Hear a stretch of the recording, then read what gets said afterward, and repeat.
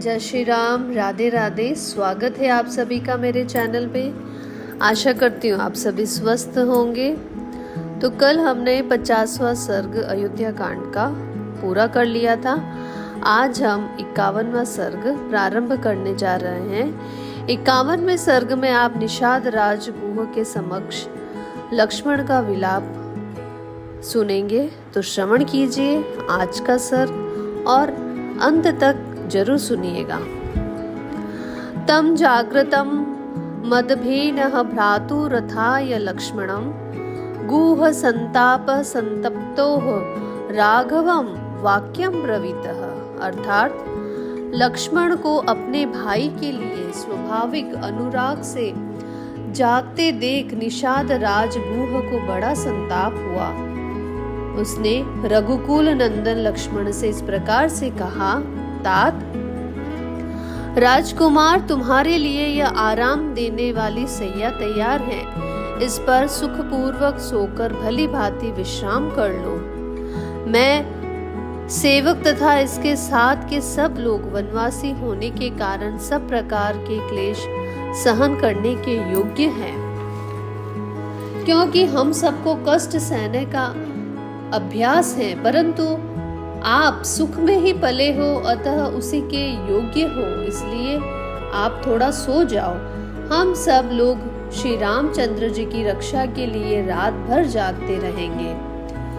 मैं सत्य की ही शपथ खाकर आपसे सत्य कहता हूँ कि इस भूतल पर मुझे श्री राम से बढ़कर प्रिय दूसरा कोई नहीं है।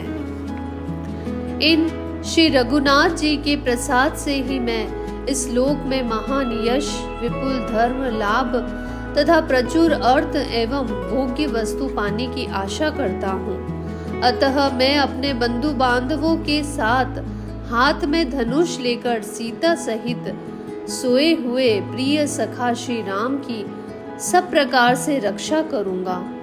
इस वन में सदा विचरते रहने के कारण मुझसे यहाँ की कोई बात छिपी नहीं है। हम लोग यहाँ शत्रु की अत्यंत शक्तिशालिनी विशाल चतुरंगणी सेना को भी अनायास ही जीत लेंगे। यह सुनकर लक्ष्मण ने कहा, निष्पाप निषाद राज, आप धर्म पर ही दृष्टि रखते हुए हमारी रक्षा करते हो, इसीलिए इस स्थान पर हम सब लोगों के लिए कोई भय नहीं है। फिर भी जब महाराज दशरथ के ज्येष्ठ पुत्र सीता के साथ भूमि पर शयन कर रहे हैं, तब मेरे लिए उत्तम सैया पर सोकर नींद लेना, जीवन धारण के लिए स्वादिष्ट अन्न खाना अथवा दूसरे सुखों को भोगना कैसे संभव हो सकता है। देखो, संपूर्ण देवता और असुर मिलकर भी युद्ध में जिसके वेग को नहीं सह सकते, वे ही श्री राम इस समय सीता जी के साथ तिनकों के ऊपर सुख से सो रहे हैं। गायत्री आदि मंत्रों के जप, कृच्छ्र, चांद्रायण आदि तप तथा नाना प्रकार के पराक्रम, यज्ञ अनुष्ठान आदि करने से जो महाराज दशरथ को अपने सम्मान उत्तम लक्षणों से युक्त ज्येष्ठ पुत्र के रूप में प्राप्त हुए हैं, उन्हीं इन श्री राम के वन में आ जाने से अब राजा दशरथ अधिक काल तक जीवन धारण नहीं कर सकेंगे। जान पड़ता है निश्चय ही ये पृथ्वी अब शीघ्र विधवा हो जाएगी। तात, रनवास की स्त्रियां बड़े जोर से आर्तनाद करके अधिक श्रम के कारण अब चुप हो गई होगी। मैं समझता हूँ राजभवन का हाहाकार और चित्कार अब शांत हो गया होगा।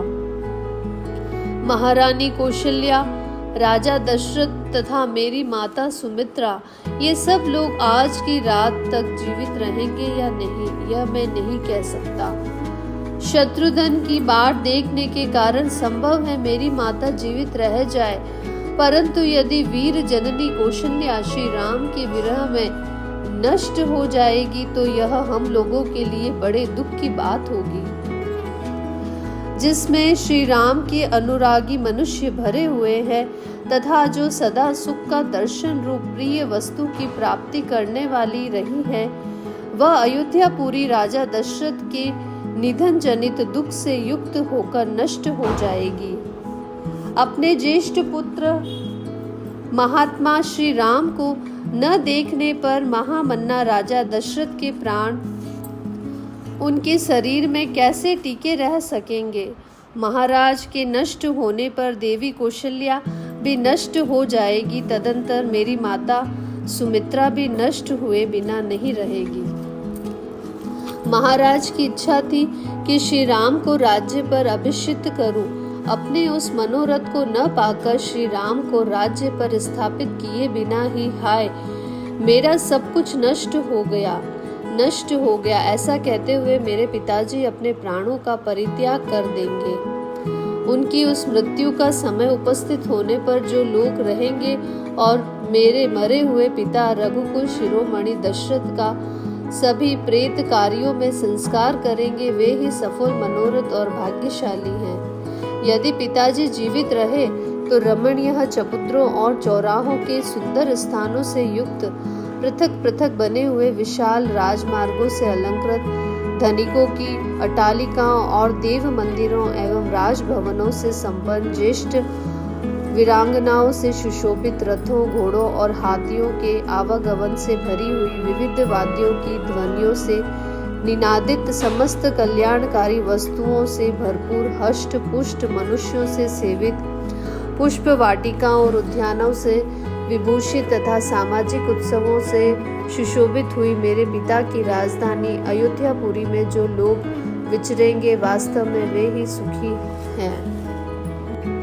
क्या मेरे पिता महाराज दशरथ हम लोगों के लौटने तक जीवित रहेंगे? क्या वनवास से लौटकर उन उत्तम व्रतधारी महात्मा का हम फिर दर्शन कर सकेंगे?